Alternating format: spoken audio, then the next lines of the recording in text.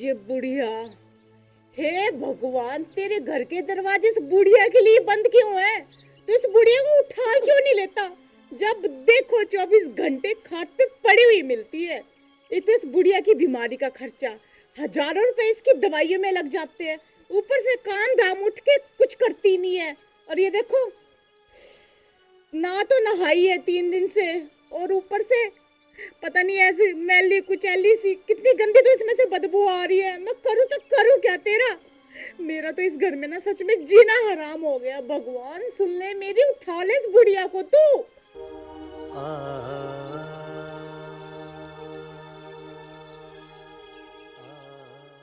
क्या हुआ देवरानी जी? बुढ़िया पैर पसार गई है क्या? अरे जेठानी जी, इतनी अच्छी किस्मत मेरी कहाँ जो ये यहाँ से पैर पसारे। अच्छा, तो इस बुढ़िया के चक्कर में ये भी भूल गई कि मेरी जेठानी आई है। कोई चाय पानी बैठने का इतनी भी शर्म लिहाज नहीं रही है का महारानी? 1 मिनट रुको।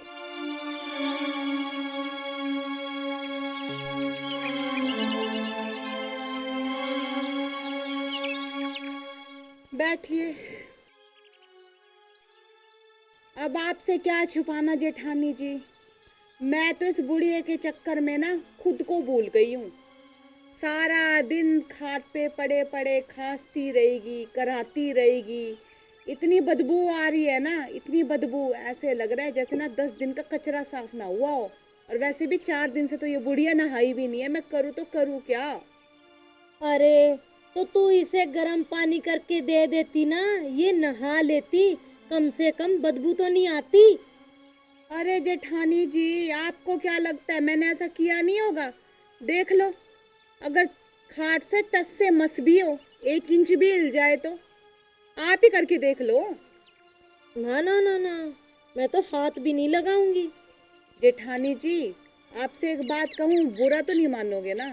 ना देवरानी जी, कहो, बिल्कुल बुरा नहीं मानूंगी। इस बुढ़िया को ना आप अपने घर ही ले जाओ।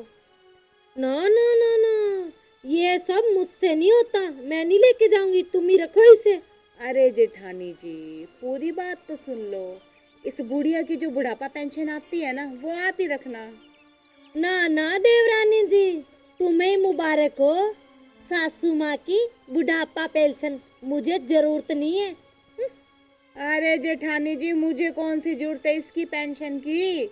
जितनी आती है ना उससे ज्यादा तो मेरे पल्ले से दवाइयों का खर्चा लग जाता है इसका। ये तो मेरे किस्मत फुटे जो अपने पति की बात मान ली और रख लिया इसको अपने साथ बंटवारे में, वरना मैं कहाँ इसको रख के राजी हूँ।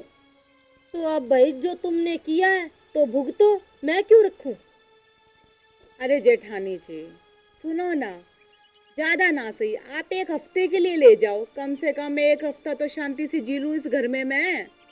ना ना देवरानी जी, बुरा मत मानना, नाराज भी मत होना, मुझसे नहीं रहेगी ये। यूं तो जेठानी जी आप यूं कहते हो पूरे गांव में कि तू मेरी प्यारी देवरानी है, तेरे लिए तो मैं सब कुछ कर लूं। अब 1 हफ्ता बुढ़िया को रखने के लिए क्या कह दिया आपने? तो हाथ पैर ही झड़का लिया अपने। ना ना, ये नहीं रहेगी, तेरे बदले में चाहे जान मांग ले, वही तुझे दे दूंगी। अरे ये जान ही तो है, ले जाओ इसे और मेरी जान छुड़ाओ। ना देवरानी जी, इस बीमारी के घर को मैं नहीं लेके जाऊंगी, देखो कितनी बदबू आ रही है। जेठानी जी, वैसे तो ना आप बहुत चालाक हो। सारी उम्र का इस बुढ़िया का ठेका क्या हमने ही ले रखा है? मैं क्यों रखूं देवरानी जी, मैंने इसे पूरे 5 साल रखा था। हाँ हाँ जेठानी जी, सब पता है मुझे। 5 साल जब आपने रखा था ना, तब इसके हाथ पैर सही सलामत थे। घर की नौकरानी बना रखा था, सारा काम करवाती थी आप। आप तो मेरे जेठ जी को 1 गिलास पानी भी ला के देती थी। अब इसके हाथ पैर चलना बंद हो गए तो आपने झाड़ दी मेरे पल्ले। सुनो देवरानी जी, सच हमेशा कड़वा होता है।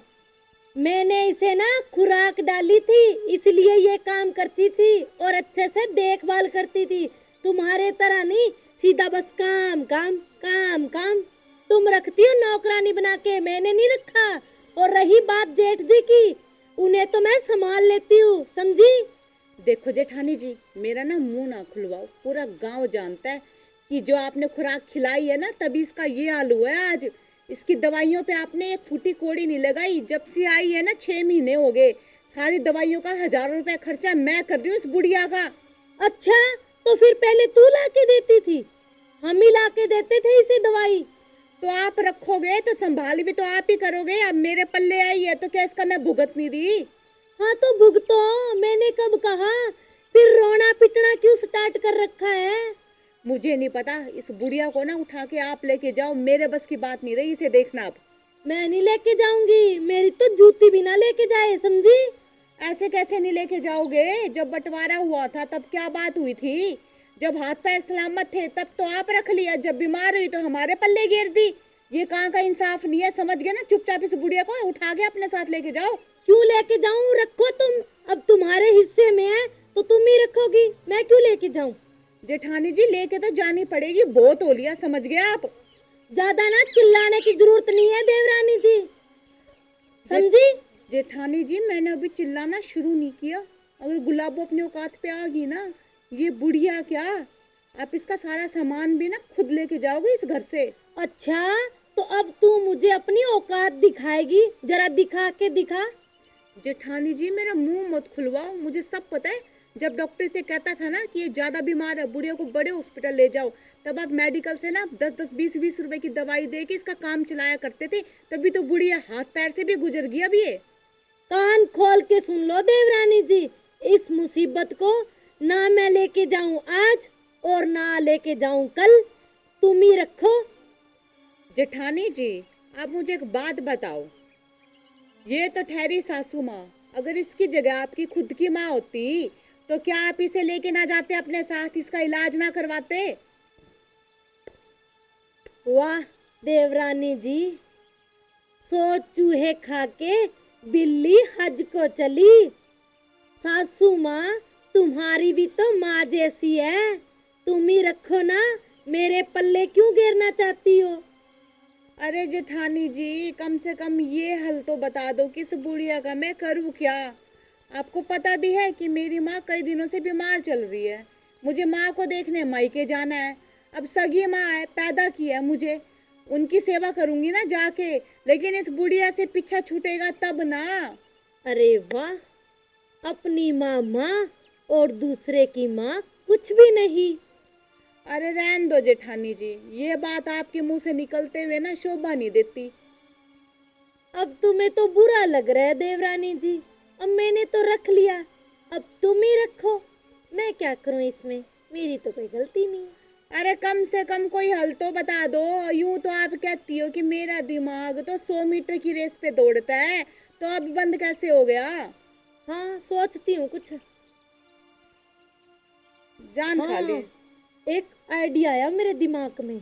जल्दी बताओ ना। इस बुढ़िया को ना किसी तांत्रिक से कुछ ला के दे देते हैं, इसका काम तमाम हो जाएगा और पीछा भी छूट जाएगा, ना रहेगा बांस ना बजेगी बांसुरी, समझी देवरानी? अब मैं चलती हूँ, तुम्हारे जेठ जी ना खेत में मेरी राह देखते होंगे, खाना लेके जा रही हूँ उनके लिए।